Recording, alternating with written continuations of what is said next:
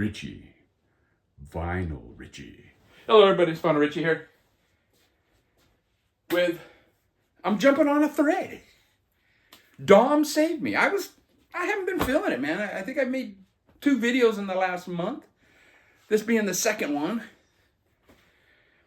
Dominique did a video featuring a record from this book, The Acid Archives.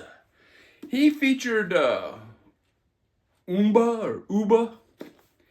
It's a record I had. I had a reissue of that. I didn't really like it that much. I VCLT'd that to Psychedelic. But I haven't been feeling the whole video making thing. But Dom saved me, man. I'm really feeling this one. This is a great topic. And I'm going to probably do a couple of them. Now, these records, I'm going to show 5. I think one of them is a top 10 record. There are 2 of them that I think are great albums in their specific genres. There's one that I think is a very good record. And there's one that's kind of all over the place. But let's get started with Bulbous Creation. I think this was initially recorded in 1969, the end of 69. I think they went back into the studio in 71. Maybe did some touch-ups. That's the story.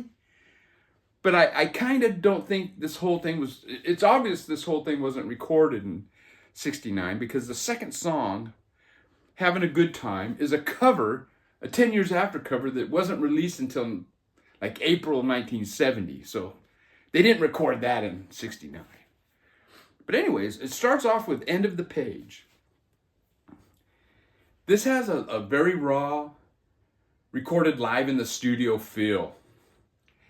But the first song, it has kind of a proggy feel to it, the guitars and that. And it's actually very well done. So you're thinking, this is pretty cool, And you're getting this general idea of what this album's going to sound like, but no. The last 3 songs, the next 3 songs, there's 4 songs on each side. The last 3 songs on side 1 and the first 3 songs on side 2 are very heavy. They got that Black Sabbath heaviness to them. And considering a lot of this was recorded in 69, late 69, it's pretty impressive. That's about the same time that Randy Holden recorded Population 2.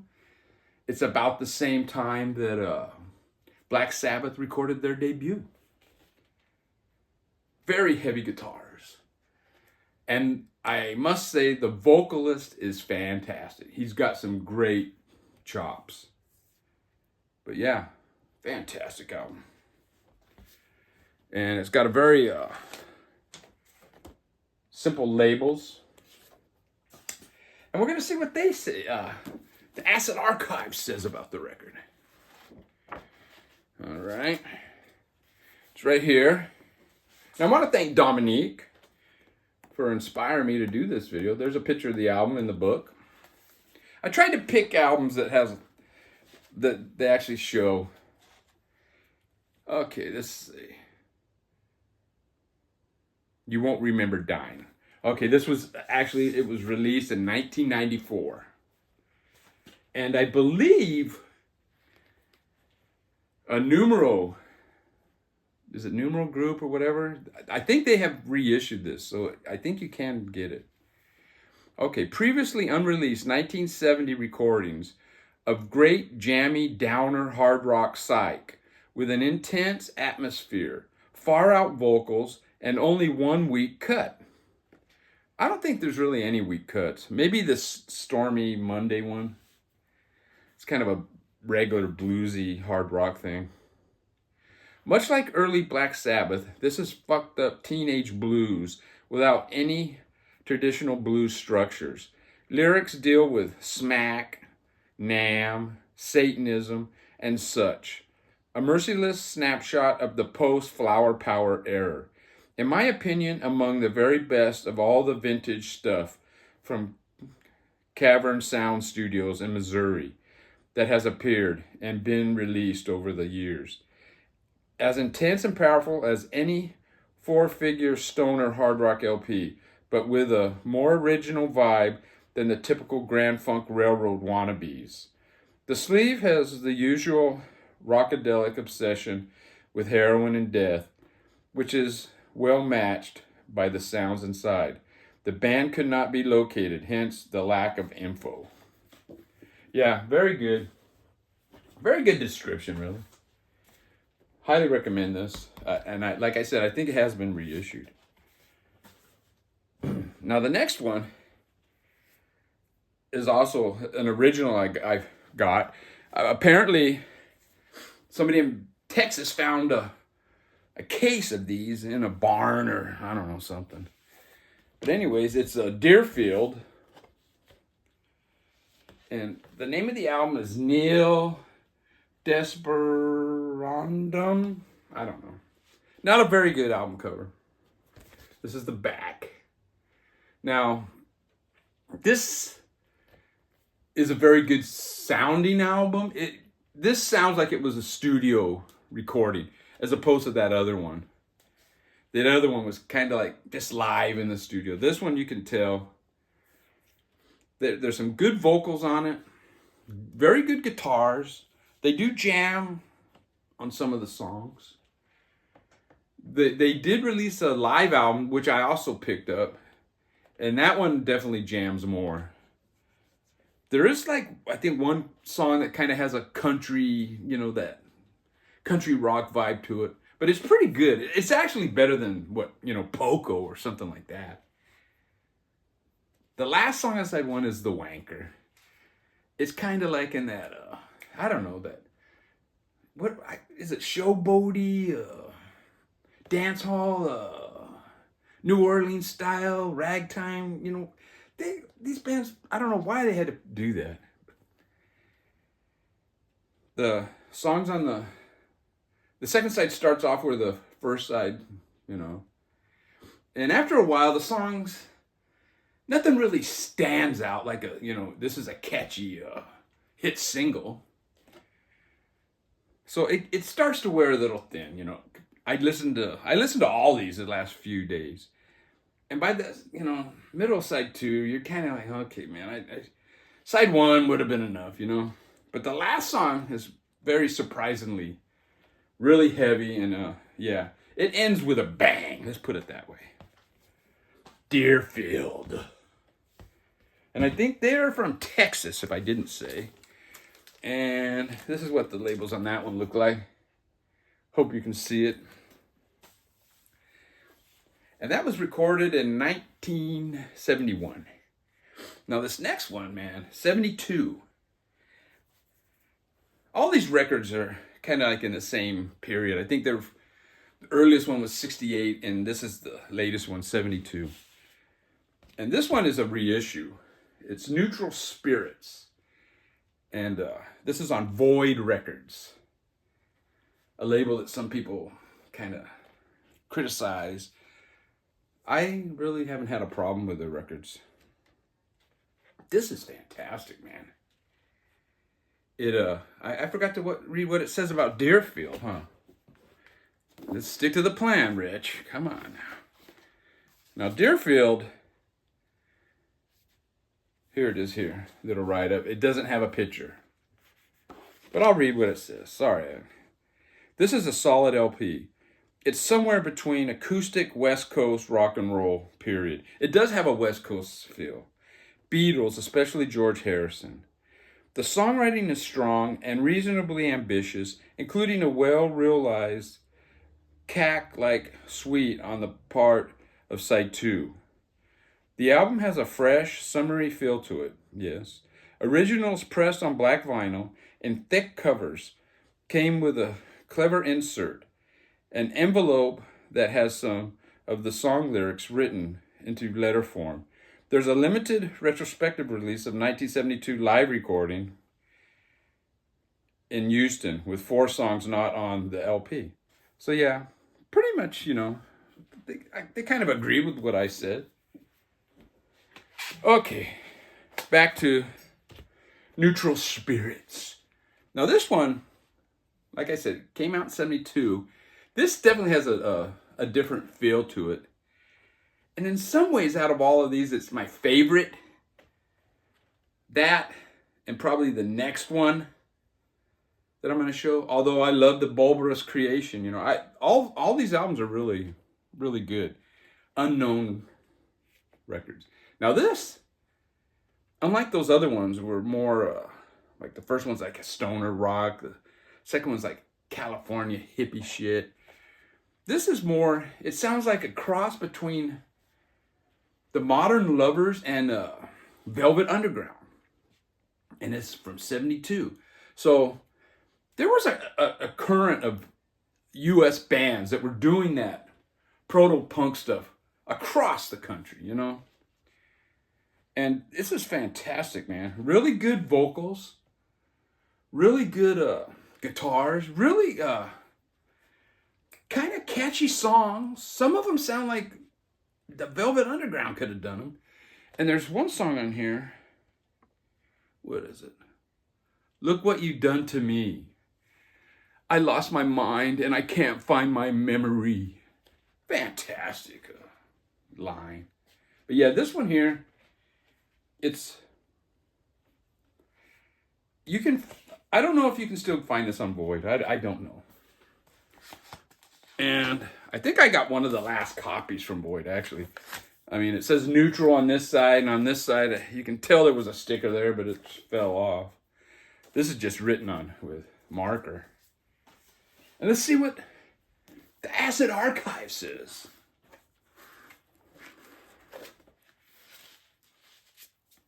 And here we got a picture of the album. All right. Neutral Spirits. And it does mention the Void reissue. Now see, an original that they rank these albums from like a 1, 2, 3, 4, 5. 5 is very rare. This is rated as a 4 if you get an original. I think that Bulbous Creation might be a 2, a 1 or a 2, and the Deerfield I think is a 1 or a 2 also. But so this one is pretty rare.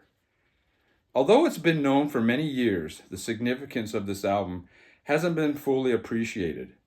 The music sounds more like a precursor for 1970s punk rock than anything else.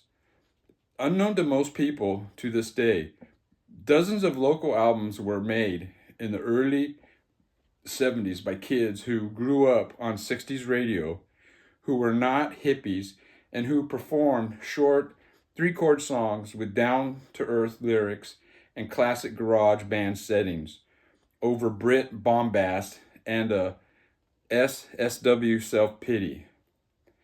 The Neutral Spirits held a residency at a local roller rink and financed their LP by providing backing on a parallel release by a gospel vocalist, Dot Henry, which seems unlikely when hearing their own songs. Frantic, undistorted rhythm guitar. Yeah, it's very rhythm guitar oriented, and it isn't distorted. It has that drive of the Velvet Underground. An energetic, unrehearsed drums back a severe teenage vocalist with bursts of fuzz guitar here and there. Some of the lyrics deal with local politics, others with relationship woes. The songwriting is truly rudimentary, yet the realness and intensity grab your attention. The instrumental breaks have the band confused, and they prefer to rely on manic riffing rather than any show-offy soloing. This 2-chord strumming sometimes goes on for minutes, like a suburban Velvet Underground, while the amateurish production may recall Cycle. Proto-punk DIY visionaries like Jonathan Richman weren't operating in a vacuum, but part of a large 70s music underground, which rock critics have completely failed to understand. An enjoyable, vital album whose main drawback is the short playing time. Well, I think it's fine. According to the band, 350 copies were destroyed in a fire in 1981. Very cool. Now, this next one is a Canadian band, of all things. Now, there's a lot of really nice Canadians in the VC. And at times, they're promoting or kind of mediocre Canadian bands, you know? They're like, I don't know. I'm not going to name names. But we got this here, this Canadian record, Plastic Cloud. Now, this is a reissue I got. I bought it on Bomp Records off their website. And I remember when I first bought this, I said, man, this is acid psych. And Bobby Gass heard that, and he ordered a copy. And I think he ended up paying over $50 for it because I think the shipping was like $25. I think the shipping was more than what the actual record was. And he was kind of disappointed upon first listen. I think he was expecting like a Jimi Hendrix kind of. You know, that's when you hear acid psych, that's what, you know, comes to mind. And I don't blame Bobby for thinking that, but this is not that. This has Birds type vocals, you know, harmonies. Really, at times it has really fuzzed out guitar. Other times it's very, what I call acid psych, the trippy psych. But underneath all that, very catchy songs. For me, this is a top 10 psych album. I think this is better than Forever Changes by Love. And people are going to go, huh? It is. And if you can find a reissue of this, get it, man. If you're into 60s psych, this is fantastic. And look at this dude, man. How cool is that guy, you know? He don't look so cool on the front. He looks like a nerd here. But, man, on the back, he looks pretty darn cool. But, yeah, this is a great 60s psychedelic record. Comes with this little insert, news notes from Allied Records. This is what the reissue looks like, at least. And it comes with lyrics. A little bio. Let's see what the Acid Archive says about Plastic Cloud. I think it's great, man. And again, you got a picture of the album in the book. And let's see what it says here. Okay, it's been reissued quite a bit. A lot on CD. And I don't see the reissue I have. I think that might have came out after this was published. Anyways, the Canadian late 1960s. This came out in 68, I believe. Freak Scene produced several terrific LPs, and here's one of the ultimates, with an appeal to both garage fuzzheads and psych album collectors. The mix of dreamy WCPAEB style vocals, whatever that is, and ripping fuzz and sub-Dylan-esque lyrics works better than one might imagine. Possible. And the LP gains appeal from its youthful basement edge. This is one of the big mandatory pieces of the field and a desirable item for decades, which has helped make it rare despite a pretty sizable pressing run. Great sleeve too. Unfortunately, this classic album has been poorly served by the recyclers, much like the box and other older reissues. The BSF boot is generally considered to have the best sound. The Laser's Edge CD is noisy, while the Void LP lacks punch. The more recent Pacemaker Lion job has been reported to sound good. My one sounds good. And I don't know, it's Allied Pressing, did I say? Yeah, Allied Records. Anyways. Excellent Canadian. And why on earth the Canadians aren't pushing this record instead of pushing these mediocre bands that they kind of think are great? I'm just playing with you guys. Well, I'm not. And finally, This was the one that was the hardest listen for me. And I remember before this week listening to all these, the last time I pulled this out, I remember, I think by the third song, I don't want to hear this shit. And it's the Search Party, Montgomery Chapel. Now this is I think it was a Catholic priest in the San Francisco area, if I remember right. Got these musicians together and they made this album. It's a religious album. The first song is Speak to Me, and it's a female vocal, and it's pretty good. It's a garagey organ led song. It actually sounds like if Ray Manzarek was in a Christian garage rock band, you know? That's what it sounds like. But then the next song is Renee Child, and it's got a male vocal. The vocals are kind of over the top. He sings like that, you know? Third song is the female singer again. And man, her vocals are way over the top. I mean, they're operatic. It's like, whew, what the heck? Now, you get to the last song. It's a 9-minute song. So Many Things Have Got Me Down. And it's got the wanker dude singing. It's not too annoying. But the music sounds like that Beat of the Earth album. I'm sure the Beat of the Earth it's in the Acid Archives. In fact, I'll feature that one in part 2 of this series. But yeah, it's really trippy, psyche sound. Now, side 2 has a couple of really good acoustic numbers. I think it's All of This with the female singer, and then Poem by George Hall by the male singer, and they're just singing normally, and it's a very soft acoustic numbers, and it's very good. And it's why they couldn't have just stuck with those type of vocals is beyond me. The fourth song is, if I remember right, is a pretty good song. But the last song is another big surprise. It is heavy, man. It's got some heavy guitars in it.